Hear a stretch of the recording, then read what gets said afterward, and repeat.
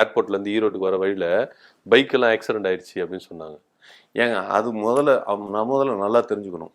மற்ற இடத்துல எல்லாத்துலேயுமே அசம்பாவிதம் நடந்தது, புரியுதுங்களா? அது பில்லி சூனி ஆவி வச்சு ஏவல் வச்சு ஏவி விட்டதுனால தான் அதெல்லாம் நடந்தது.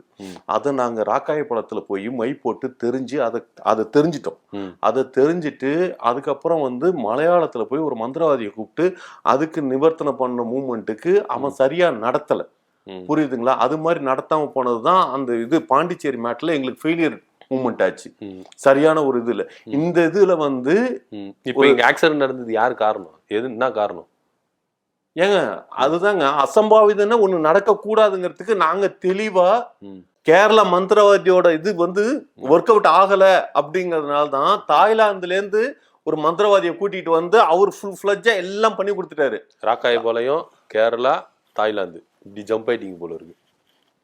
ராக்காயபாளையம், கேரளா. ராக்காயபாளையத்துக்கு ஃபர்ஸ்ட் போனீங்க, அங்க செட் ஆகல. கேரளாக்கு போனீங்க, அங்கேயே செட் ஆகல. இப்ப தாய்லாந்து போயிட்டீங்க போல இருக்கு. ஏங்க அவரது உண்மைதானுங்க. ராக்காயபாளத்துல தெரிஞ்சுக்கிட்டாங்க, விஷயத்தை தெரிஞ்சது ராக்காயபாளங்க. ஆமா, கேரளா கேரளா மந்திரவாதிக்கு செட் ஆகல. அவர் நமக்கு செட் ஆகல. கேரளாவே செட் ஆகல உங்களுக்கு. கேரளா மேட்ரு கேளு. வாங்க வாங்க, இன்ட்ரெஸ்டிங்கா இருக்கு. அடுத்து தாய்லாந்துல அவர் பூஜை எல்லாம் பண்ணி எல்லாம் இதுன்ட்டாரு. அவரு தான் கண்டுபிடிச்சு சொன்னாரு இவ்வளவு கரூர்ல இவ்வளவு அசம்பாவிதெல்லாம் நடக்கிறதுக்கு காரணம் எங்க கட்சிக்குள்ளாரே இருந்து, அதுவும் தலைவர் பக்கத்திலே இருந்து தலைவரோட முடியை எடுத்துக்கிட்டு போய் மந்திரிச்சு ஏதோ பண்ணிட்டாங்க. அதனாலதான் 41 பேரு அந்த முடியை எடுத்து திருநம் அந்த மயிர் எடுத்துட்டு போனவன் தான் மகா மட்டமானவன்.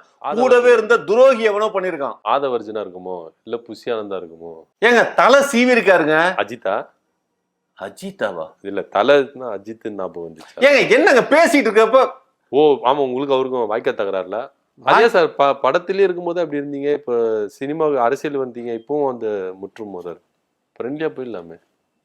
யாராவது சொன்னமா இல்ல சண்டைன்னு யாராவது எங்கேயாவது அவங்க சொன்னாங்களா? அஜித் எங்கேயாவது அஜித் சொன்னாரா என்னோட எதிரித்து விஜய்னு எங்கேயாவது சொல்லியிருக்காரா? சொன்னாரு. எப்போ சொன்னாரு? ஒரு இன்டர்வியூல சொன்னாரு. என்ன புகழ்னு வரும்போது நம்ம என்ன பண்ணோம், பார்த்து நம்மளுக்குன்னு கடமைகளா இருக்கு, அரவணைக்கணும் அப்படின்னு சொன்னாரு. கரூர் சம்பவம் நடந்த பிறகு ஏங்க பொதுப்படையா பேசுறதெல்லாம் இதாயிருமா? அவங்க 2 பேரும் இணைப்பிரியா நண்பர்களுங்க.